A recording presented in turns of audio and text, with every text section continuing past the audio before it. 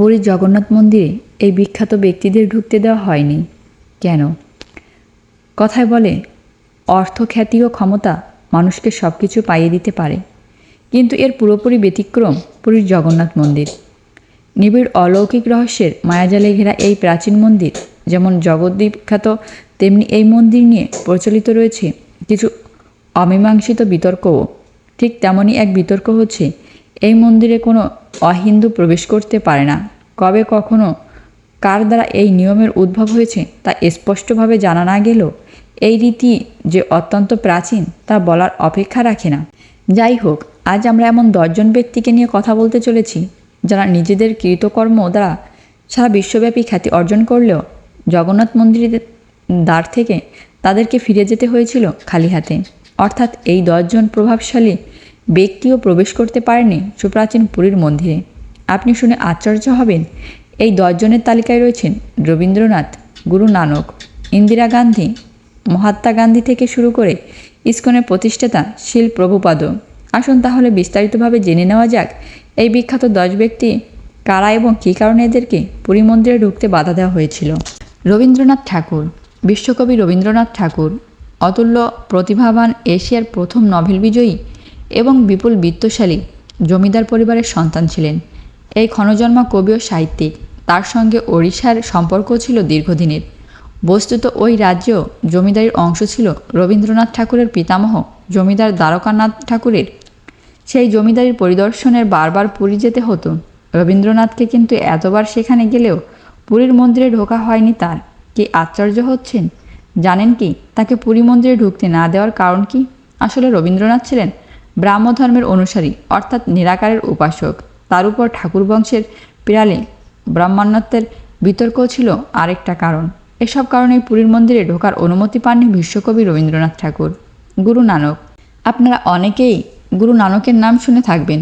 জন্মসূত্রে তিনি সনাতন ধর্মাবলম্বী হলেও পরবর্তীতে তিনি শিখ ধর্মের প্রবর্তন করেন এবং বহু স্থানে ভ্রমণ করে মানুষের মধ্যে এক ঈশ্বরের মতবাদ প্রচলন করেন। গুরু নানক 1508 সালে তার অহিন্দু শিষ্য মর্দানাকে নিয়ে পুরীতে এসেছিলেন জগন্নাথ দেবের দর্শন লাভের আশায়, কিন্তু মন্দিরের তৎকালীন পাণ্ডারা তার শিষ্যকে ইঙ্গিত করে তাকে জগন্নাথ মন্দিরে প্রবেশ করতে বাধা দেন। স্থানীয় লোককথা অনুসারে গুরু নানক মন্দিরে প্রবেশ করতে না পেরে সন্নিকটে অবস্থিত পুরী সমুদ্র তটে গমন করেন এবং তিনি সেখানে জগন্নাথ দেবের প্রার্থনায় বসেন। মন্দিরে না ঢুকতে পেরে প্রসাদ বঞ্চিত হয়ে অভুক্ত অবস্থায় কাটাতে লাগলেন তারা। কিন্তু আশ্চর্যজনকভাবে সন্ধ্যাবেলায় এক রহস্যময় ব্যক্তি এসে সোনার থালায় অপ্রতুল খাবার ও সুস্বাদু জল পরিবেশন করে দিলেন তাদের জন্য। পরবর্তী দিন যখন পূজারীগণ জগন্নাথকে জাগ্রত করতে গেলেন, তখন সকলে দেখলেন জগন্নাথের সোনার থালা আর সেখানে নেই। আবার সেদিনই পুরীর রাজা স্বপ্নে দেখলেন স্বয়ং জগন্নাথ দেবের পুরী সমুদ্রের সৈকতে গিয়ে এক সাধুকে প্রসাদ দিচ্ছেন। তাই পূজারীগণ যখন হন্যে হয়ে জগন্নাথ দেবের সোনার থালা খুঁজছিলেন, তখন রাজা হাসিমুখে চলে গেলেন সমুদ্র সৈকতে। সেখান থেকে তিনি উদ্ধার করলেন জগন্নাথ দেবের সোনার থালা এবং সেই সাথে গুরু নানককে অনুরোধ করলেন মন্দিরে ঢুকে জগন্নাথ দেবের পবিত্র বিগ্রহ দর্শন করার জন্য। গুরু নানক রাজার অনুরোধে মন্দির পরিদর্শন করে রাজাকে বলেছিলেন, জগন্নাথ দেব শুধুমাত্র পুরীর ভগবান নন, তিনি সকলের ভগবান। আর সেই থেকেই হিন্দুদের পাশাপাশি শিখ ধর্মের অনুসারীদেরও প্রবেশ অধিকার প্রতিষ্ঠিত হয় পুরীর জগন্নাথ মন্দিরে। এলিজাবেথ জিগলার। এলিজাবেথ জিগলারের নাম হয়তো আপনারা আগে কখনো শোনেননি, কিন্তু জগন্নাথ মন্দিরে রয়েছে তার বিপুল অঙ্কের আর্থিক অনুদান। 2006 সালে সুইডেনের বাসিন্দা এলিজাবেথ জিগলার পুরীর জগন্নাথ মন্দিরে তৎকালীন 1,78,00,000 টাকা দান করেছিলেন মন্দিরের উন্নয়নকল্পে। কোনো এক ব্যক্তির পক্ষে এটিই ছিল জগন্নাথ মন্দিরের ইতিহাসে প্রাপ্ত সর্বোচ্চ দান। কিন্তু শুনে আশ্চর্য হবেন, এই ব্যক্তি জন্মসূত্রে খ্রিস্টান ধর্মের অনুসারী হওয়ার কারণে তিনিও এই মন্দিরে প্রবেশ অধিকার পাননি। ডক্টর ভীমরাও রামজি আম্বেদকর। কি চমকে গেলেন? হ্যাঁ, উনি সেই বিখ্যাত ব্যক্তি যিনি ভারতবর্ষের সংবিধানের রচনা করেছিলেন।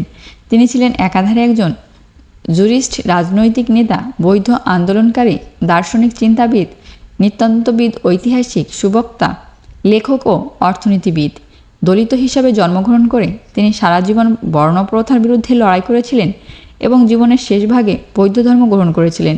1945 সালে এই মহাপণ্ডিত ইংরেজদের শেষ ভাইসরয় লর্ড মাউন্টব্যাটেনকে নিয়ে পুরী গিয়েছিলেন মন্দিরে প্রবেশ করে জগন্নাথ দেবের দর্শন করার উদ্দেশ্যে, কিন্তু অহিন্দু হওয়ার কারণে তাদের দুজনকেই মন্দিরের দ্বারপ্রাস্ত থেকে ফিরে দেওয়া হয় খালি হাতে। লর্ড কার্জনের নাম শুনেছেন নিশ্চয়ই। 1889 সাল থেকে 1905 সাল পর্যন্ত তিনি ছিলেন ব্রিটিশ ভাইসরয় বা বড়লাট। জন্মসূত্রে তিনি ব্রিটিশ হলেও ভারতের সংস্কৃতি ও পুরাতত্ত্বের উপরে তার ছিল বিশেষ ঝোঁক। সেই নেশা থেকেই তিনি 1900 সালে পুরীতে গিয়েছিলেন জগন্নাথ মন্দিরে প্রবেশ করার জন্য।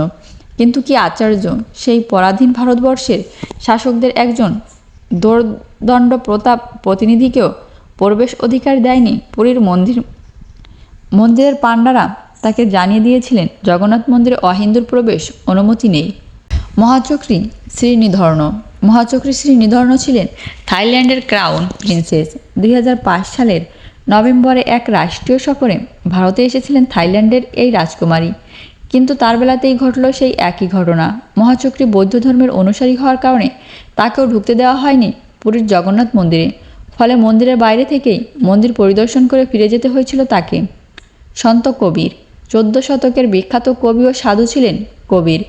প্রাচীন ভারতের এই কবি সেই সময়ে দাঁড়িয়ে গিয়েছিলেন জাতিগত সম্প্রীতির গান পেশায় তাঁতি হলেও তার গান ও কবিতায় তিনি আন্দোলনকে প্রভাবিত করেন। তার মতবাদ ছড়িয়ে পড়ে শিখবাদ, মরমিয়াবাদ এবং সুফিবাদ নামেও।